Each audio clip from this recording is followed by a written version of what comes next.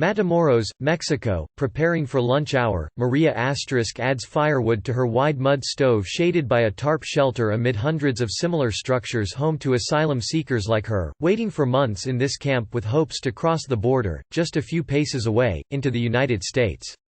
Maria, 38, serves grilled meat, rice, salad and tortillas for lunch to some of her neighbors encamped on the bank of the Rio Grande in Matamoros, Mexico, just across from Brownsville, Texas.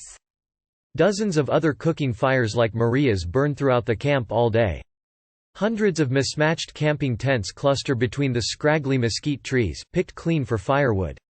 Families without tents sleep under plastic tarps hoisted over branches and tied to wooden stakes in the mud. Maria eventually came here from El Salvador with her husband and 9-year-old son, with hopes of filing their asylum claims then moving on to join family in the U.S. like many other Salvadorans who had come before. But when they arrived, the door had been shut. Now, almost 6 months later, the American flag waves to Maria from behind a razor wire fence, just across the river from where she does laundry. At this point, she says, all she can do is to keep waiting with hope. We have faith in God that the law will change and they will let all these people in, Maria says, shielding smoke from her eyes as people stroll along the broad dirt pathway through the tents outside her stall. That's why we keep waiting here. Her family stays in the encampment with between 2,000 and 3,000 other migrants and asylum seekers, many of whom are waiting for their cases to make their way through the U.S. courts. They are forced to wait in Mexico under the U.S. government's Migrant Protection Protocols program, informally known as the Remain in Mexico program. Many often must wait months. When Maria's family first arrived, they slept on the street until local churches brought tents and clothing to the growing population of stranded migrants and asylum seekers, most of whom are from Central America and Cuba.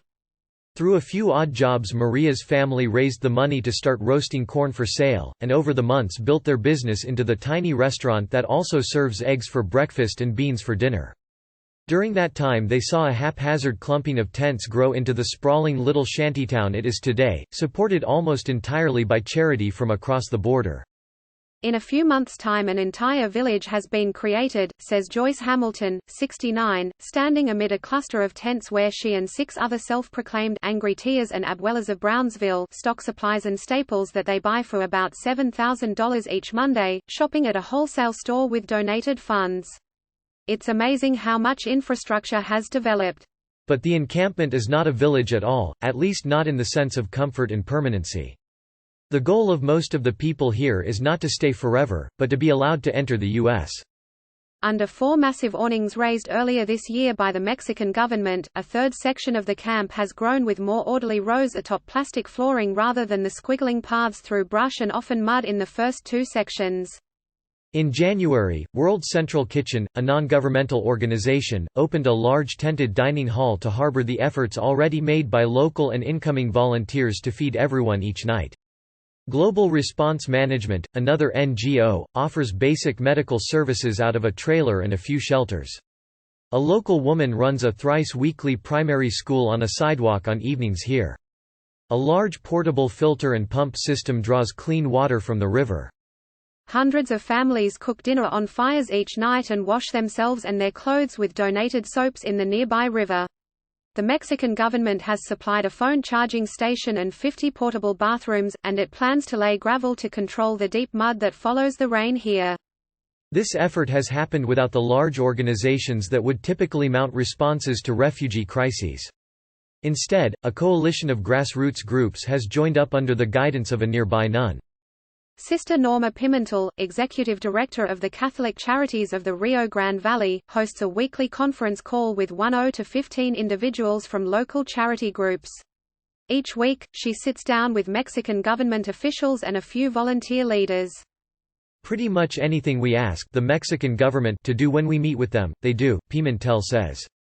The Mexican government has covered most costs for camp infrastructure, says Miguel Garay, spokesman for the Matamoros City Hall. But the encampment has stressed the border city of 500,000, which finds itself obligated to manage the situation. International rules say that we have to attend to them, Garay says. We can't kick them out by force. He adds that the government had hoped to move the migrant population into a large empty factory near the border, but had abandoned an initially selected location after outcry from local residents. Those residents didn't want the large displaced population sheltered close to their homes, so the search continues for a more permanent shelter space. The idea is to build like a dignity village, says Sister Pimentel, describing a massive order of rigid shelters and better facilities for hygiene and schooling. But fundraising has fallen short of that massive goal, and summer flooding will force this camp to relocate. Pimentel hopes the government will find a new and appealing shelter for them before that. Some of them have been there so long that it will be very hard to move them from where they are, says Pimentel, who grew up in the local Rio Grande Valley. But as soon as we get into hurricane season, we're going to see the river flood. The shelter, Pimentel says, is a temporary solution. The most urgent objective, she says however, is finding lawyers to represent the asylum seekers so they could move into the U.S. Erin Thorne Vella, a lawyer who works in the camp with the Texas Civil Rights Project, says that although many lawyers have turned up to offer volunteer services, less than 1% of asylum seekers in Matamoros have legal counsel to guide them through the process. What we see is an incredibly low success rate, she says, citing compiled records requests and regular interviews that have been conducted outside nearby tents due to the absence of public information. There's no hard data we can access. Lawyers estimate that about 1% of asylum claims are being approved from the Matamoros camp. Without lawyers, the migrants and asylum seekers are left to navigate the asylum process for themselves, appearing via video conference before U.S. immigration judges from new tented court facilities built on the northern bank of the Rio Grande. One asylum seeker, a 30-year-old Cuban woman, says she paid a local restaurant owner $40 to explain to her how to assemble an asylum case, and she carried a file full of flawed English translations. God is my lawyer, says another 42-year-old woman from Belize at the camp. Maria, patting tortillas in her tarp shelter restaurant in the camp, explains that she still doesn't understand the asylum process. She has been to the tent courts twice, once on September 12 and again on October 28. Both times, she says, she was led with a long line of people to appear before a judge speaking on a TV screen through a Spanish interpreter for about 15 minutes. She still hadn't been asked to explain her case. The judge tells us the best thing would be to get a lawyer, she says, but obviously here we are in no condition to pay a lawyer.